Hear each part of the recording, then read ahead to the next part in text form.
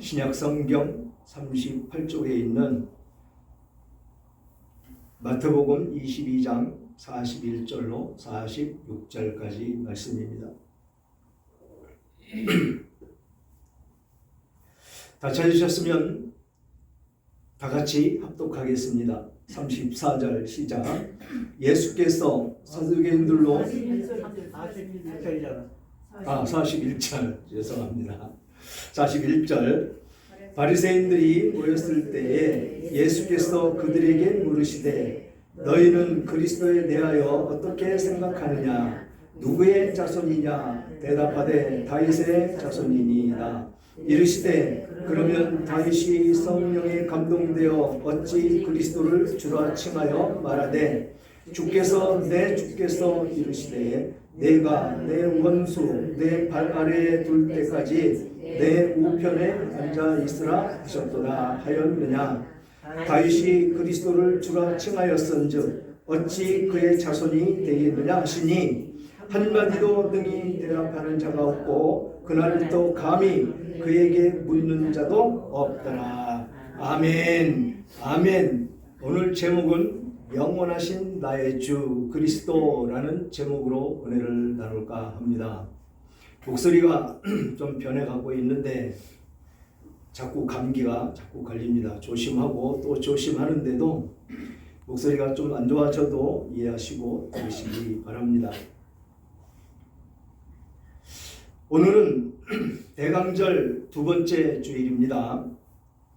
세상에 오시는 예수님을 맞을 준비를 하며 기도로 기다리는 그런 기간이지요. 예수님이 세상에 오신 모습을 보면 그 모습 속에 상당한 메시지를 내포가 있음을 볼 수가 있습니다. 특별히 오늘 본문은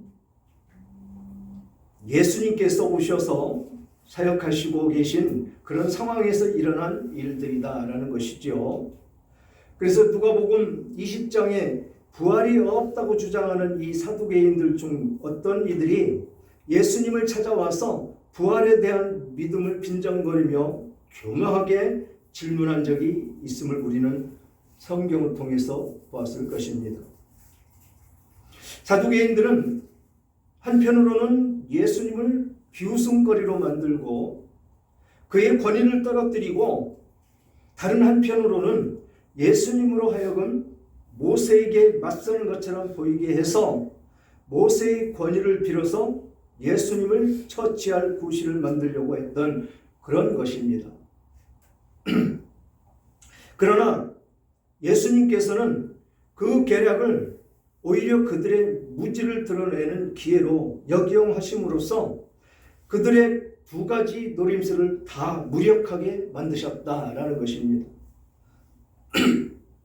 그래서 이 사두개인들은 아무것도 감히 더 물을 수 없어서 물러나고 말았다라고 누가복음 20장 40절에는 말씀하고 있습니다. 그리고 오늘 본문 앞에 34절에 보면 예수께서 사두개인들로 대답할 수 없게 하셨다함을 바리새인들이 듣고 모였다라고 말씀을 하고 있는 것입니다. 그렇게 이 부활에 대해서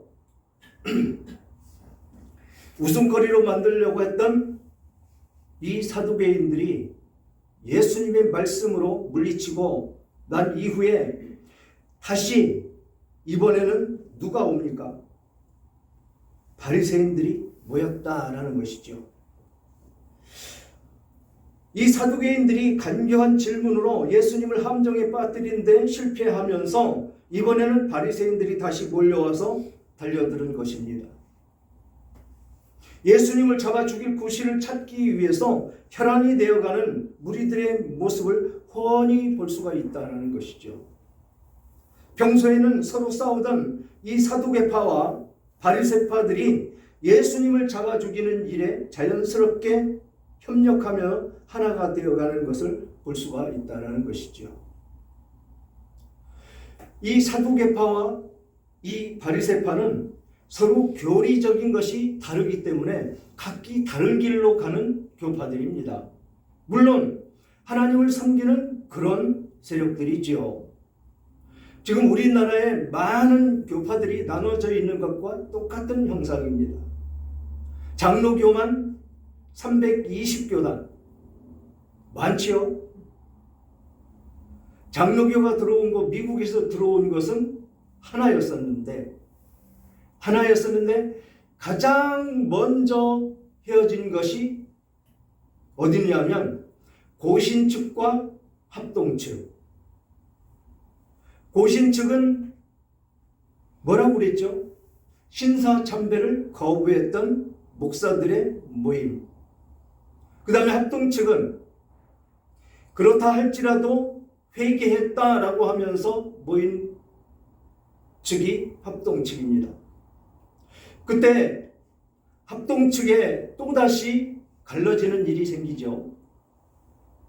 합동 측과 장로교, 거기 어디입니까? 전사님.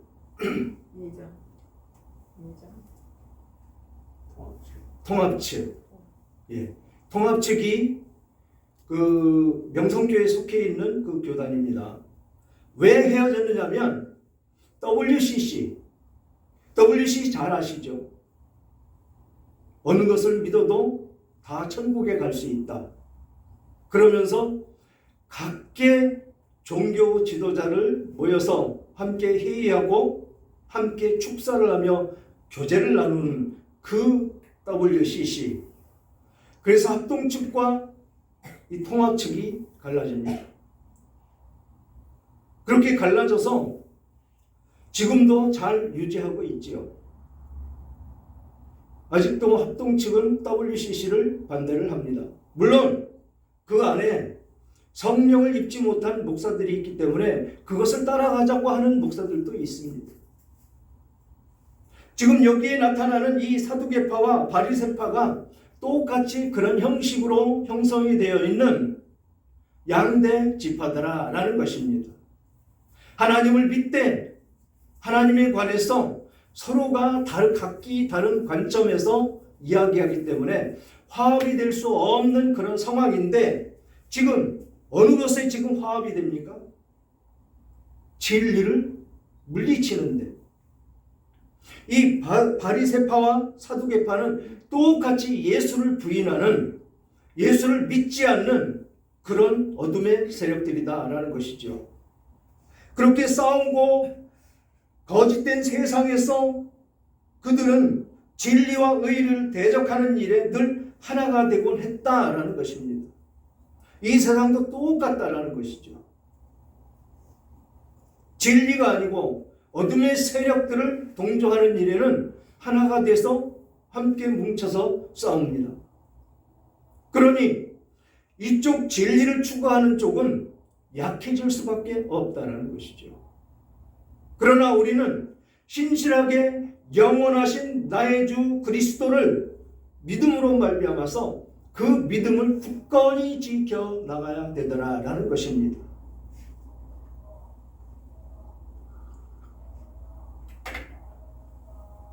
그래서 오늘 진도를 보면 이 바리새파가 또다시 예수님을 궁지에 몰아넣기 위해서 말도 안 되는 것 가지고 예수님께 나왔다라는 것이죠. 그래서 어떤 모습으로 예수님은 영원하신 나의 주 그리스도시고 어떤 모습으로 이것을 떨쳐 나아가는지 말씀을 통해서 은혜를 나누기를 원합니다. 41절 바리새인들이 모였을 때에 예수께서 그들에게 물으시되 너희는 그리스도에 대하여 어떻게 생각하느냐? 누구의 자손이냐? 대답하되 다윗의 자손이니이다 라고 이야기하고 있다는 것이죠. 지금 그에 앞서 34절부터 보면 예수께서 사두개인들로 대답할 수 없게 하셨다 함을 바리새인들이 듣고 모였는데 그 중에 한 율법사가 예수를 시험하여 묻되 선생님 율법 중에 어느 계명이 크니이까? 예수께서 이르시되 내 마음을 다하고 목숨을 다하고 뜻을 다하여 주 너의 하나님을 사랑하라 하셨으니 이것이 크고 첫째 되는 계명이요 둘째도 그와 같으니 내 이웃을 내 자신과 같이 사랑하라 하셨으니 이 두 계명이 온 율법과 선지자의 강령이니라 라고 말씀을 하신 후에 예수님이 이들이 지금 어떤 생각을 가지고 왔는지 간파를 하시고 그들에게 다시는 질문하지 못하도록 질문을 하시는 것입니다. 무슨 질문을? 너희는 그리스도에 대해 어떻게 생각하느냐? 누구의 자손이냐? 대답하되 다윗의 자손이니이다 라고 대답하고 있는 것입니다. 성경에 보면 다윗의 후손으로 오신다고 늘 기록이 되어 있습니다. 그렇기 때문에 이들은 성경을 외우고 있기 때문에 다윗의 자손이다 라고 쉽게 대답을 할 수가 있었다라는 것이죠. 그런데 엄밀히 따지면 이 예수님이 다윗의 후손입니까? 성령으로 잉태되었는데 다윗의 후손이 될 수가 없는 것이죠. 절대로. 다윗의 후손으로 오시려면 요셉과 함께 결혼을 해서, 물론 결혼을 했습니다. 그래서 그 요셉의 아이를 낳아야 그 후손으로 날 수가 있는 것이죠. 그런데 그것이 어떻게 됐습니까? 마리아가 남자를 알기도 전에 성령께서 오셔서 성령으로 잉태되게 하신 것이 예수 그리스도시다라는 것입니다. 그러니까 지금 이들이 대답한 것은 실질적으로 틀렸다라는 것이죠. 그리고 만약에 지금 제가 한 그 얘기대로 바리새인들이 그걸 깨닫고 대답을 했다면 예수님은 또 어떻게 말씀을 하셨을까요? 성경에 있는 대로 성경을 보지 않았느냐라고 말씀을 하셨겠죠. 그렇게 대답을 한 이 바리새인들 아주 자기들이 이겼다고 엄청 좋아했을 것입니다. 그런데 우리는 확실히 알아야 될 것이 성령으로 잉태된 것 반드시 성경에 기록이 되어 있고 그 말씀대로 우리는 따라가야 되는 것이 맞습니다. 물론 그 후손의 자손이 된 것은 맞습니다. 그 가정 가운데에 요셉과 마리아가 약혼을 했고 약혼을 한 사이에 성령으로 잉태됐고 그 예수가 날 때 결혼을 해서 호적을 하러 내려갔고 그래서 그 호적에 누가 올라갔습니까? 예수가 올라갔다는 것이죠. 그래서 다윗의 자손 예수여라고 이야기하고 있는 것입니다. 실제적으로는 성령으로 잉태됐기 때문에 그 말은 맞지 않는데도 불구하고 성경에서는 반드시 그렇게 기록을 하고 있다는 것입니다. 그래서 구약에도 계속 그런 예언이 있었기 때문에 맹인들이나 문둥병 환자들이 어떻게 했습니까? 다윗의 자손 예수여, 다윗의 자손 예수여 라고 부르짖으며 나를 고쳐달라고 그렇게 부르짖는 그 모습을 볼 수가 있다는 것입니다.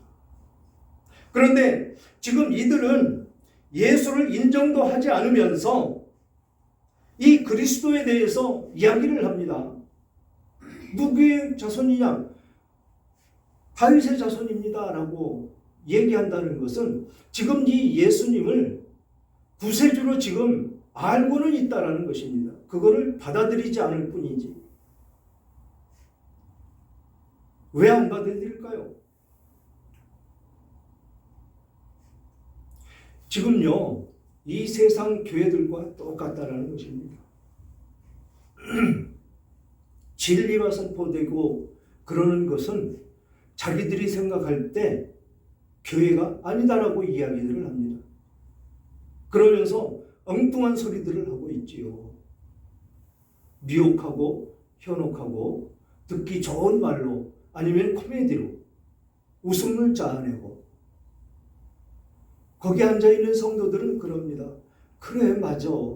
이렇게 한 주간 동안 애쓰고 힘들고 어려웠는데 이렇게 위안을 받고 가야지. 큰일 날 생각들을 하고 있는 것이죠. 성경은 분명히 말씀하십니다. 뭐라고요? 주님과 주의를 함께. 그래서 말씀을 듣고 말씀을 읽고 서로 교대하며 떡을 떼며 그 하루를 주님과 함께 하는 것입니다. 그런데 말씀을 왜곡해서 세상적인 이야기로 모두 꾸며져 나간다면 말씀을 언제 듣습니까? 그래서 영이 자라나지 못하고 있는 것입니다. 왜 안 자라는가? 먹을 것을 못 먹으니까.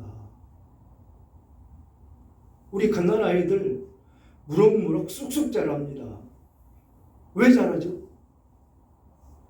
영양분 많은 먹을 것을 많이 주니까. 엄마의 젖도 먹고 분유도 영양가 있는 분유 요즘 얼마나 좋습니까? 그러니까 아이들은 어떻게 자랍니까? 쑥쑥 자랍니다. 쑥쑥.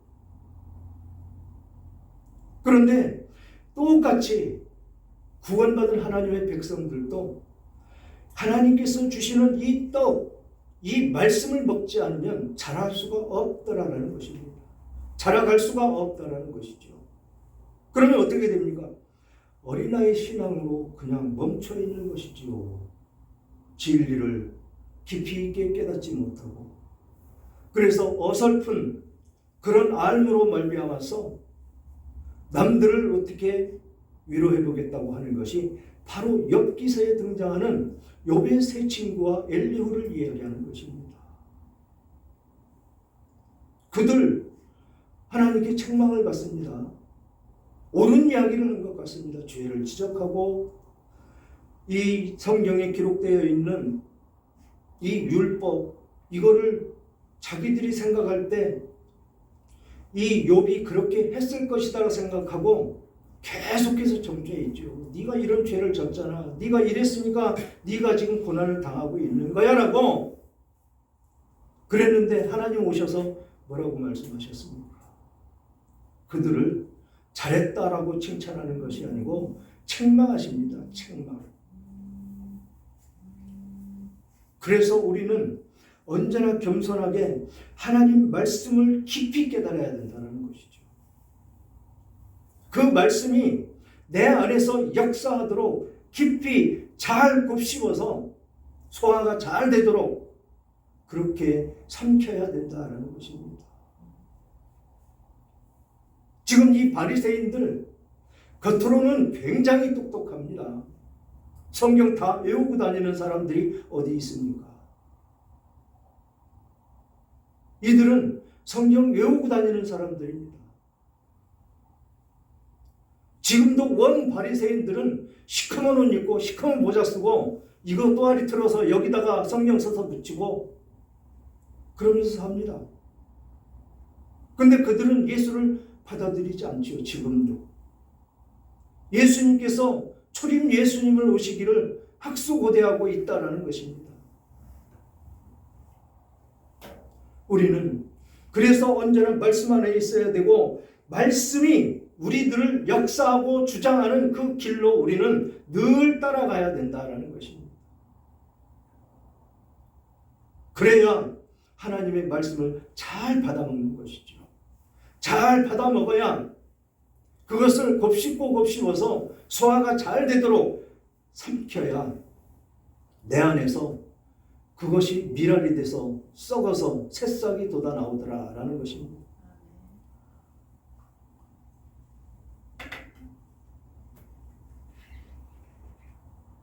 그러면서 43절 보니까 이르시되 그러면 다윗이 성령에 감동되어 어찌 그리스도를 주라 칭하여 말하되 지금 예수님이 말씀하시는 것입니다. 주께서 이르시되 내가 내 원수를 내 발 아래 둘 때까지 내 우편에 앉아 있으라 하셨도다 하였느냐라고 다시 또 묻습니다. 바리새인들에게. 예수님께서 이 두 번째 질문을 하시면서 성경을 인용하고 계시더라라는 것입니다. 사두개인들을 침묵케 하실 때에도 모세 오경의 말씀을 들어서 설명했듯이 이 바리새인들을 잠잠케 하시는 데에도 역시 성경을 사용하고 계시더라라는 것입니다.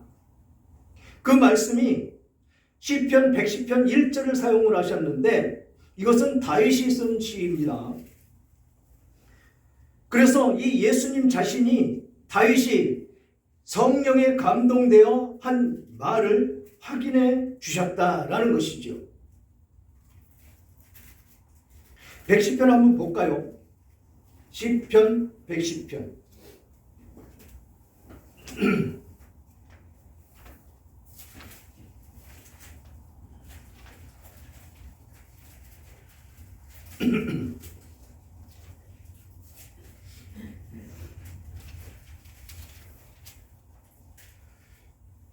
구약성경 885쪽에 있습니다.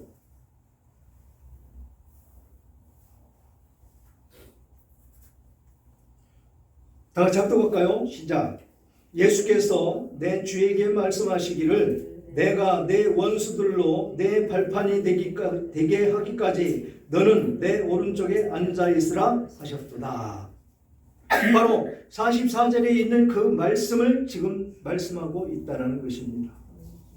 그러면서 예수님은 그 시편이 훗날 메시아로 오신 당신에 관한 그 예언적인 글로 받아들이고 계셨다라는 것이죠. 주께서 이르시되 내가 내 원수를 내 발 아래에 둘 때까지 내 우편에 앉아있으라 하셨도다 라고 한 이 말씀 가운데 무슨 말씀이냐면 주께서 이르시되, 그것은 아버지 하나님을 말하는 것이고 뒤에 주는 바로 그리스도를 가리키는 것이다라는 것입니다. 주께서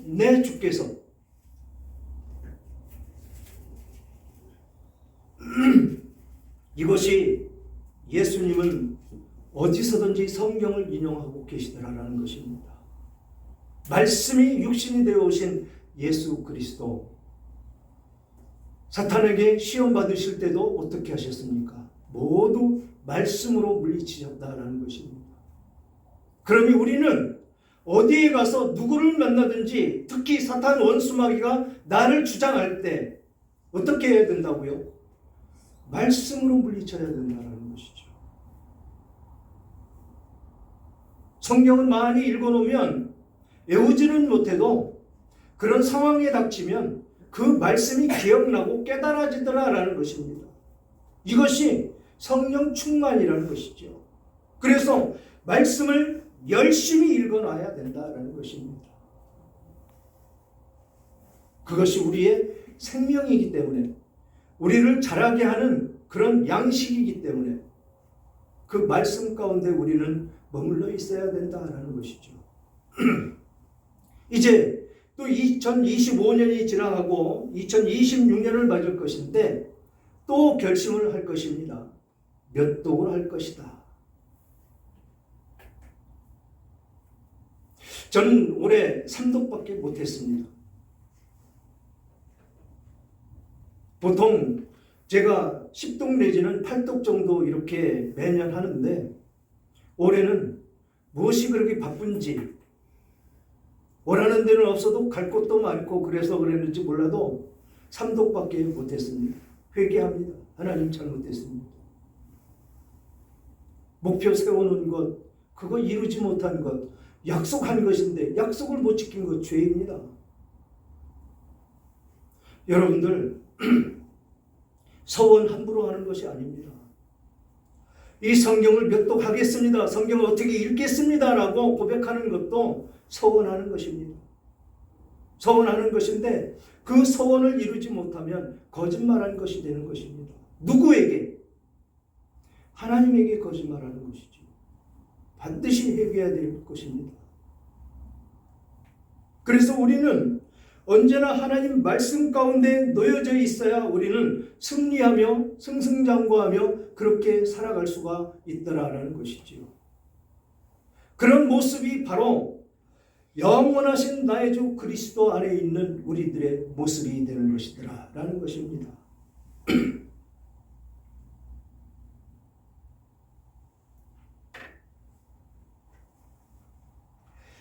이제 대림절이 두 번째 주일을 맞았고 다음 주면 또 박효진 장로님 오셔서 귀한 말씀 전해 주실 것이고 21일 주일, 28일 마지막 송구 영신 예배가 31일, 크리스마스 예배는 철원에 가서 같이 드리는 것. 얼마 안 남았습니다. 금방 휙 지나가죠. 12월 딱 뚜껑 열었는데 벌써 일주일이 가지 않습니까? 너무 빠른 이 시대 속에서 우리가 과연 하나님께 얼마나 무엇을 어떻게 했는지 우리는 뒤돌아봐야 될 것입니다. 그래서 내가 올해 맺었던 열매는 무엇이고 맺으려고 결심했던 것은 무엇인지, 그 맺으려고 했던 그 결실 못 맺었다면 회개하고 돌이키며 다시 계획을 짜서 내년도 계획으로 다시 추진해야 될 것입니다. 45절에 다윗이 그리스도를 주라 칭하였은즉 어찌 그의 자손이 되겠느냐 하시니, 어떻습니까? 지금 이 말씀을 들어 시편 110편 1절을 사용하셨고 그 뒤에 뭐라고 말씀하십니까? 다윗이 그리스도를 주라 칭하였은즉 주님이다라고 이야기했다는 것입니다. 내 주께서 이 말씀을 인용을 하셨다라는 것이죠. 주님이라고 칭하는 것은 주인님 아닙니까? 주인님. 그러면 다윗은 자신 자체가 종이라고 시인하는 것 아니겠습니까? 주인과 종의 관계. 그런데 어떻게 그의 후손이 내가 되겠느냐라고 말씀을 하고 있는 것입니다. 다윗은 나를 주님이라고 하는데 이렇게 예수님은 말씀을 들어서 사탄 원수도 물리치셨고 지금 사탄의 탈을 쓰고 온 이 바리새인들과 사두개인들도 똑같이 말씀으로 그들을 무력화시키는 모습을 볼 수가 있다는 것이지요. 말씀은 살아 역사하십니다. 살아 역사하시는 그 말씀 가운데 우리는 놓여 있다는 것이죠.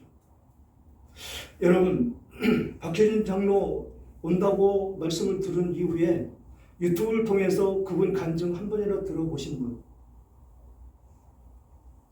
유튜브에 널려 있습니다. 그분 간증한 거. 보통 1시간 20분 정도 하는데 정말 성도들이 어떻게 해야 되는 그 모습까지도 아주 절절하게 말씀을 하십니다. 성도들의 태도, 모습, 찬양하는 것, 기도하는 것. 그것이 그분은 죄수들을 통해서 다 깨달은 것이다라는 것입니다. 성령께서 역사하심으로 아주 혹독한 그런 처절한 그런 모습 가운데 그 사형수들을 천국 백성 만들어서 천국을 가는 그 모습이 얼마나 아름다운지 한번 들어보시기 바랍니다. 제가 다 얘기하면 재미가 없으니까 들어보시고 실질적으로 모시고 듣는 것과 유튜브를 듣는 것 또 다릅니다. 그렇게 한번 들어보시기 바랍니다.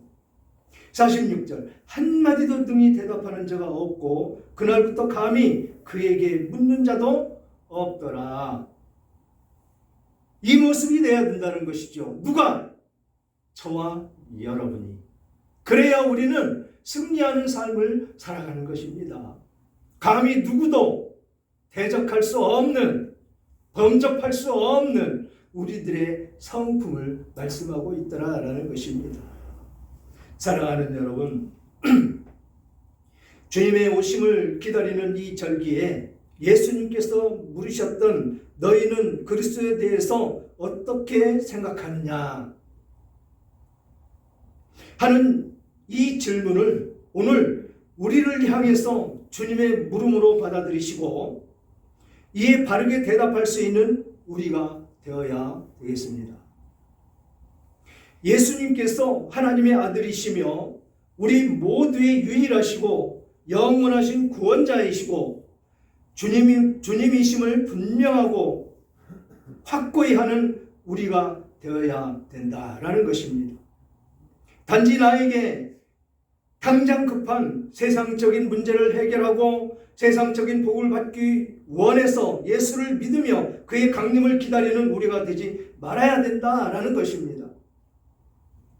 예수 그리스도는 모든 사람들의 영원하신 주님이심을 잊지 않으며 모든 인간과 온 세상의 근본적인 문제의 해결을 위하여 그의 오심을 간구하는 우리 모두가 되기를 바랍니다. 오직 온 누리의 하나님의 나라와 그의 의가 이루어지기를 구하며 우리 주 예수 그리스도를 기다리는 이번 대림절이 되기를 간절히 원합니다. 하늘에는 하나님의 영광이 돌려지고 땅에서는 모든 사람에게 평화가 임하시기를 간구하는 이번 성탄절이 되시기를 주님의 이름으로 축원합니다.